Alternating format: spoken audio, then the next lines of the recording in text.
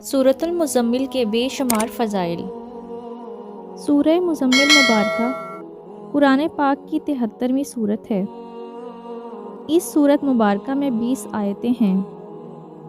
حضور نبی کریم صلی اللہ علیہ وآلہ وسلم کا ارشاد ہے کہ جو کوئی اس سورت کو مصیبت کی حالت میں پڑھے گا، اللہ جل شانہ اس کی مصیبت کو دور فرما دے گا۔ جو کوئی سورہ مزمل مبارکہ کو پڑھے گا، اللہ تعالیٰ اسے دنیا و آخرت میں خوش رکھے گا، اس کا افلاس دور ہو جائے گا، اور جس مشکل کے لیے پڑھی جائے گی وہ مشکل آسان ہوگی۔ جو کوئی اس سورت کو 7 مرتبہ پڑھے گا تو اس کے رزق میں اللہ تعالیٰ برکت فرما دیں گے۔ اگر کوئی مسئلہ حل نہ ہو رہا ہو تو 40 روز بلا ناغہ 40 مرتبہ پڑھیں۔ ایک روایت کے مطابق جو کوئی 1 سال تک بعد نماز فجر روزانہ 11 مرتبہ پڑھے گا تو اس کے رزق میں برکت ہوگی اور کبھی غریب و محتاج نہ ہوگا۔ اس کے روزانہ پڑھنے والے کی اللہ تعالیٰ دینی و دنیاوی مشکلات، آنے والے حادثات و خطرات کو دور کر دیں گے۔ اگر سورہ مزمل کو پڑھ کر حاکم کے سامنے پیش ہوں تو حاکم مہربان ہوگا۔ روز بعد نماز عشاء 11 مرتبہ سورہ مزمل باقاعدگی سے پڑھنا فراغت دینی و دنیاوی کے لیے مجرب ہے۔ سورہ مزمل برائے فراغی رزق و کشائش کا ایک طریقہ بعض مشائخ سے اس طرح بھی مروی ہے کہ عشاء کے بعد 2 رکعتوں میں 41 مرتبہ پڑھیں۔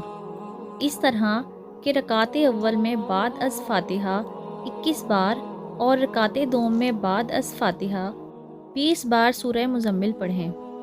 اگر روزانہ باوضو 11 مرتبہ سورہ مزمل پڑھ کر بیمار پر دم کرتے ہیں تو انشاءاللہ بیمار کو شفا حاصل ہوگی۔ اگر میاں بیوی میں باہم اختلاف ہو تو سورہ مزمل 21 بار پڑھ کر کسی چیز پر دم کر کے کھلا دیں، انشاءاللہ تعالی دونوں میں باہم الفت پیدا ہو جائے گی۔ ایک طریقہ سورہ مزمل کے پڑھنے کا یہ بھی ہے کہ بعد نماز فجر 6 بار، نماز ظہر 7 بار، بعد نماز عصر 8 بار، بعد نماز مغرب 9 بار، بعد نماز عشاء 11 بار سورہ مزمل پڑھیں، انشاءاللہ ہر مشکل آسان ہوگی۔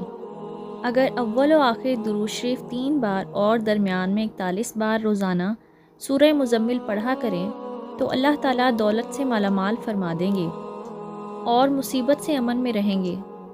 ایک بزرگ نے لکھا ہے کہ 41 دن تک 41 بار، پھر 41 دن تک 21 بار اور پھر زندگی بھر کے لیے 11 مرتبہ کا معمول بنا لیں۔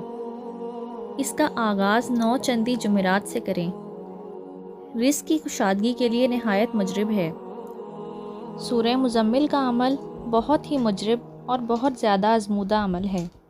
جو لوگ بہت پریشان ہیں اور جن کی دعائیں قبول نہیں ہوتی، جن کے مقصد پورے نہیں ہوتے، یہ عمل آپ ضرور کر کے دیکھیں، اور مقصد کا جائز ہونا بہت ضروری ہے۔ اگر آپ کا مقصد جائز نہیں ہوگا تو وہ مقصد پورا نہیں ہوگا، چاہے آپ کتنی بھی کوشش کر لیں۔ تو اس لیے آپ کو بار بار کہہ رہی ہوں کہ مقصد کا جائز ہونا ضروری ہے، اور ایسا مقصد جس سے کسی کو نقصان پہنچے تو وہ مقصد بھی پورا نہیں ہوگا۔